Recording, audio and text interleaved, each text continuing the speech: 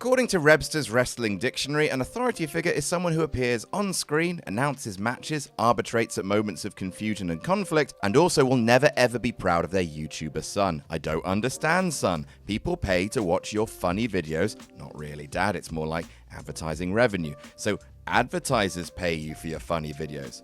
Honestly, Dad, no, not really. What's Raid Shadow Legends, son? It's the only thing that keeps the lights on, Dad. Anyway, there have been many wonderful on-screen authority figures in wrestling. Eric Bischoff as Raw General Manager was a skeezy delight. Mr. McMahon in his day was instrumental in WWE becoming a hot product. Mick Foley was an unmitigated joy as the commish. And best of all, William Regal, whose battle cry of War Games has become the treasure of the internet. But of course, there are many, many, many authority figures who were the pig-ass worst, stinking up the screen every time they were around and annoying people to the point of wanting to change the channel. Remember, I used to be one of those for WCPW. I wasn't very good. I'm Adam, hailing from partsFUNknown. Here are 10 worst on-air authority figures in wrestling history. And if you like us complaining about stuff, why not check out one of our most recent videos, 10 worst SummerSlams ever. There's some really bad ones, and I had to rewatch most of them.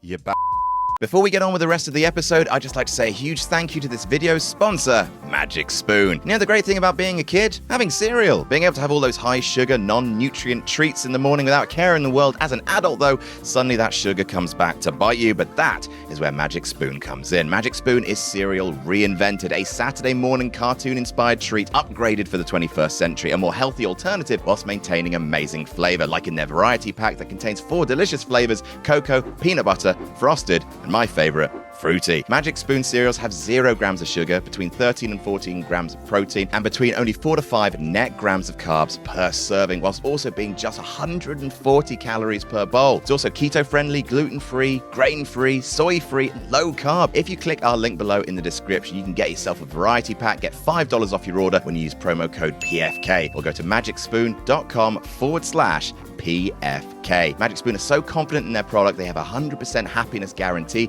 so if you don't like it for any reason, they'll refund your money, no questions asked. So click the link below, use promo code PFK for $5 off your order, or go to magicspoon.com/PFK. Clicking that link also helps us here at partsFUNknown too, so if you like what we do and want to support us, give Magic Spoon a try today. Number 10, Stephanie McMahon. Now, yes, I know that the billion-dollar princess digivolving into the billion-dollar CEO has everyone feeling very much excited about the future, and it should. It's worth remembering, though, that as an on-screen authority figure, she's been the pits. Not all the time, to be fair. She's had some truly great moments as an authority figure. The speech she gave in the main event of Mania 32 was wonderful camp bollocks. It was super fun to see her cry at Survivor Series 2014. And during the early months of the authority, before it massively outstayed its welcome, she was the right kind of hateful. Also, her babyface GM run in 2002 was absolutely fine.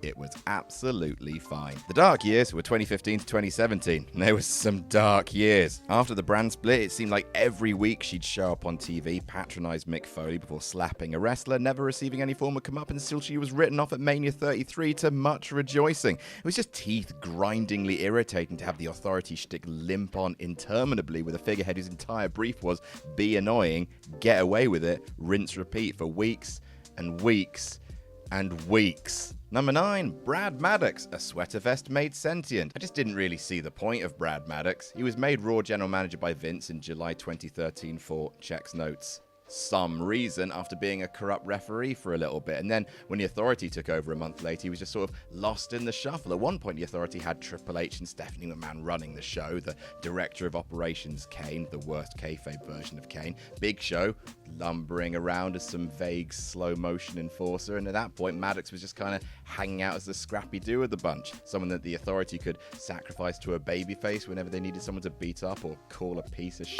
He lasted for less than a year before the authority realized, yeah, we don't need him as part of this brand, and had him sacked and banished from TV before eventually he got fired for calling the audience cocky pricks during a dark match, only a few short months before Vince told Shane he'd catch a beating into a live mic on air. But in that case, it took Vince another 6 more years to get fired. Number 8, Mike Adamle. His first day on the job, former football commentator and co-host of American Gladiator Mike Adamle called Jeff Hardy Jeff Harvey. He only got worse from there. Like, I don't actually really want to lay into Mike Adamle too much, considering that in recent years he's been suffering from the long-term effects likes of CTE from his footballing days. He was unfortunately bad, though, making frequent mistakes on the commentary desk and earning himself a Wrestling Observer Award for Worst Television Announcer, almost exclusively probably for his call during a Kofi Kingston match where he exclaimed, "You're making me crazy, Kofi," because Kofi, of course, was from the Jamaican part of Ghana. Because WWE are the worst and are willing to do any level of sabotage to their own product for either the vague promise of fan outrage, either worked or shoot, or even worse, for their own shits and giggles, a few months later they turned Adam Lee into the Raw general manager. In an episode of WWE Countdown on the network, Steph and Vince just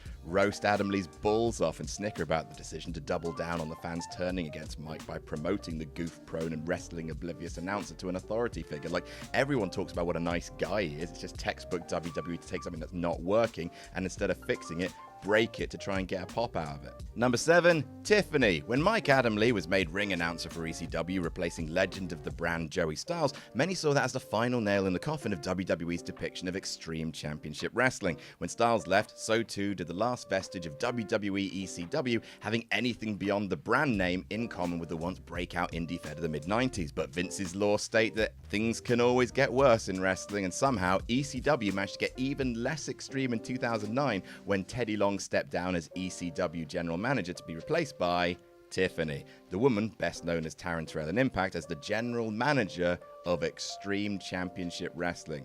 I guess it's better than when Steph owned ECW.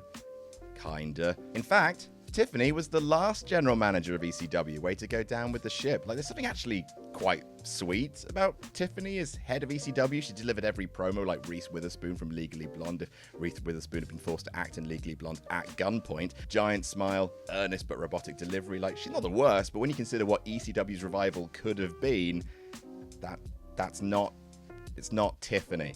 Number 6, JJ Dillon. You know when people are really good at one thing, so you give them another quite similar thing to do, and then they're really terrible at it? It's like Sully. You give him a board game to play, and he's the best. But you ask him to make a board game, and that's how 5 people died. JJ Dillon was like that. As the manager of the Four Horsemen, he was incredible, articulate and swaggering, an elitist in a candy assortment box comprised entirely of elitist. So when Dillon's executive role in WWF ended in 1997, WCW made a play to get the recognizable character back on WCW television by making him the on-screen commissioner, and holy shit, he was bad. Now, to be fair to old JJ, he was an authority figure at the height of the NWO, so he was probably supposed to be about as useful as a lock on a coffin, but he mumbled his way through the job with a surprising lack of charisma, often needing Mean Gene to keep his promos on course and get the important information across. But hell, WCW was such a creative bin fire at that point that being the man to somehow make sense of it all for the audience must have been an impossible task. Number 5, Baron Corbin. An authority run so bad that WWE literally blamed Baron Corbin for Monday Night Raw being universally agreed as very indeed, in a baffling example of creative scapegoating, especially when you consider that back in 2018, when Raw Commissioner Stephanie McMahon appointed Corbin as constable, it was kayfabe agreed that the role had no real power attached. Complete with his new position of absolutely no power at all, Corbin started to wear a waistcoat that made him look like a bartender at a hotel that's not allowed to be located less than 10 blocks away from a school. He looked like a nightclub Sunday night DJ. He looked like a magician whose only trick is making alimony payments disappear. A few months later, Corbin was made acting GM and immediately started booking himself into interminable feuds at a time when everything else on the show was also creatively bankrupt, including the famously dreadful Ambrose getting a shot in the ass promo that made him decide to leave the company. All that taken into consideration, viewership was plummeting. Things got so bad on WWE's flagship show that in late 2018, Seth Rollins took to the mic and actually shot on how much Raw, the show itself, sucked. And it was Baron Corbin's fault. So he got sacked and the McMahons did the infamous "You're the Authority" promo. And amazingly, despite Corbin not being in charge, Raw didn't get any better. Turns out they fired the wrong guy. Number 4, Hulk Hogan. Hulk Hogan's run in TNA was absolutely hilarious, but probably not for the company's financiers. When Hogan first signed with the company in late 2009 ahead of his 2010 debut, it was announced that the company would be running the sequel to the Monday Night Wars, with Hogan and Bischoff at the top of the company as Dixie Carter's air quotes business partners, Impact would move into direct competition with WWE on Monday night, and TNA, according to Hulk's debut promo, was going to be the #1 company in the world. Sad trombone sound effect. The move to Mondays was disastrous for TNA, resulting in, at its worst, almost a 50% drop in viewership before the company hastily retreated back to Thursdays. But that didn't stop the company from doubling down on Hogan in charge. A year later, Hogan formed the heel stable Immortal and took complete control of the company away from Carter, with the group running the company for a full year until Sting and Hogan faced off at Bound for Glory in yet another rerun of their WCW feud. In a period of time, their TNA seemed built on rerunning crap feuds from the late 90s. Immortal had all the problems that the NWO did in the late 90s. Endless non-finishes, endless dominance, but this time, everyone was past their physical prime, so it couldn't even really build to anything good. It's a great time to be alive. Number 3, Brooke Hogan, because you can never have enough Hogans in a company. Can't believe Hulk left TNA before he could make Horace Hogan vice president. So Hulk Hogan as TNA owner and head of Wish.com NWO was pretty bad, but hey, at least it was Hulk Hogan, I guess. Kinda makes sense that he could have some authority in wrestling when he isn't dressing like a pirate alongside his black friend Titus O'Neil. But what doesn't make sense is his daughter Brooke Hogan being brought in to become, and this was her official title, executive in charge of the Knockouts division. Brooke Hogan's wrestling experience had, up until that point, been watching her dad take an RKO on a car, and I don't know, her album Undiscovered sounded like someone was fighting in my ears. And now she was in charge of a division that had, in the 2000s, been credited with being at the forefront of actually good women's wrestling. It's like putting a cheeseburger in charge of trade negotiations, or a small cat in charge of a submarine. Like, sure, you can do it, and people might tune in for the first bit, but then you realize, oh, this cat doesn't have the experience to run a submarine, and it's just forcing everyone else to work harder, and then you tune out. At least they had that hilarious wedding angle, I guess, but man, making Dixie Carter look good by comparison is a tough job, but Brooke knows best. Number 2, the anonymous Raw general manager. That computer.